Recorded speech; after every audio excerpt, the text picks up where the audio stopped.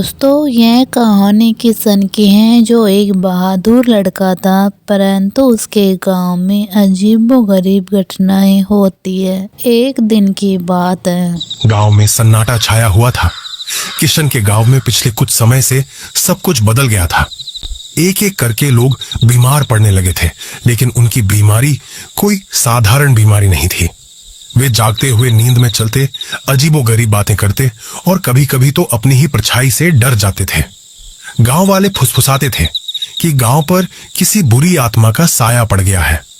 किशन को याद आया, कुछ महीने पहले की बात है। गांव के मुखिया का बेटा रमेश अचानक एक रात से ही अजीब हरकतें करने लगा था।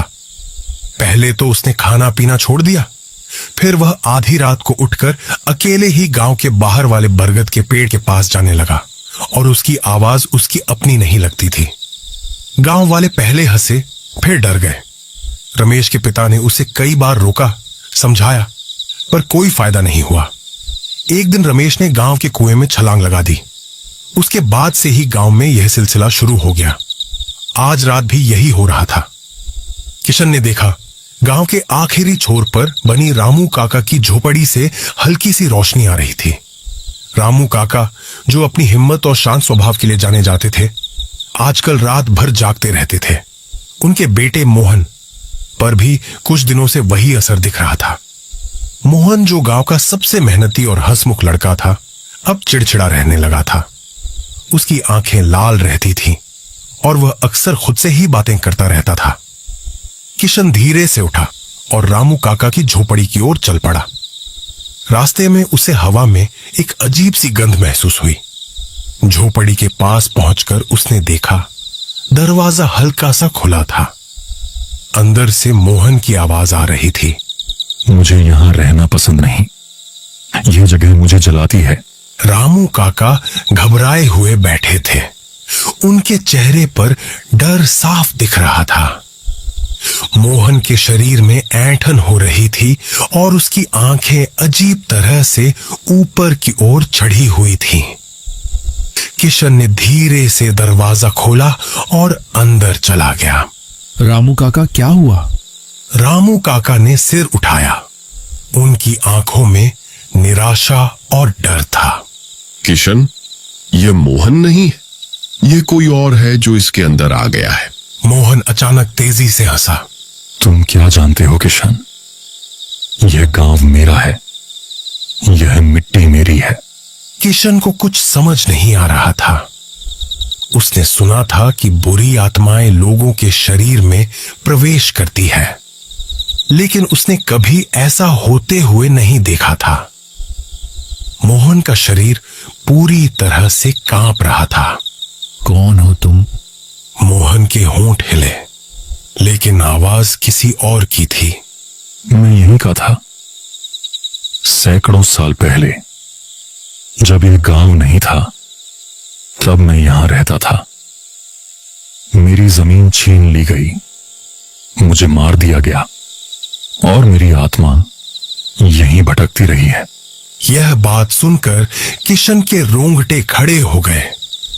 उसने सुना था कि गांव के इस हिस्से में पहले कभी कोई पुराना टीला था, जिसे बाद में समतल करके खेती की जमीन बना दिया गया था। अब उसे समझ में आ रहा था कि गांव में यह सब क्यों हो रहा था। तुम क्या चाहते हो? मैं अपनी जमीन वापस चाहता हूं। मैं इस गांव को तबाह कर दूंगा, एक एक करके सबको अपना बना लूंगा और फिर यह गांव फिर से मेरा होगा। मोहन के शरीर में एक तेज झटका लगा और वह रामू काका के हाथों से छूटकर खड़ा हो गया। रामू काका चिल्लाए, किशन, इसे रोको। मोहन के अंदर की आत्मा झोपड़ी से बाहर निकलने के लिए तेजी से बढ़ा। किशन को लगा कि अगर यह आत्मा गांव के बाकी लोगों तक पहुंच गई तो सब खत्म हो जाएगा। उसने बिना सोचे समझे मोहन को पकड़ लिया। मोहन का शरीर बर्फ की तरह ठंडा था और उसकी शक्ति सामान्य से कहीं ज्यादा थी। किशन ने मोहन को जोर से पकड़ा, लेकिन मोहन उसे धक्का देकर हट गया। उसकी आंखें अब पूरी तरह से सफेद हो चुकी थीं। उसने गांव की ओर देखा, जहां बाकी लोग अपने घरों में सो रहे थे, इस बात से अनजान कि उनके गांव पर कितना बड़ा खतरा मंडरा रहा है। किशन जानता था कि उसे कुछ करना होगा। उसने याद किया कि उसकी दादी अक्सर कहती थी कि बुरी आत्माओं को पवित्र चीजों से दूर रखा जा सकता है। उसे गांव के मंदिर का तुलसी का पौधा याद आया। वह जानता था कि उस पौधे में एक खास शक्ति है। रामू काका, तुलसी का पत्ता। रामू काका, जो अभी तक सदमे में थे, तुरंत समझ गए।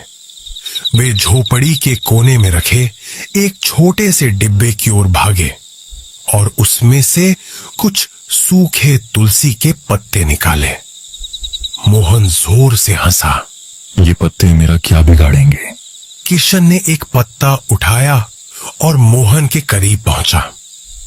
जैसे ही उसने पत्ता मोहन की ओर बढ़ाया, मोहन का शरीर पीछे की ओर झुक गया। उसकी आंखों में दर्द साफ दिख रहा था। किशन ने हिम्मत नहीं हारी।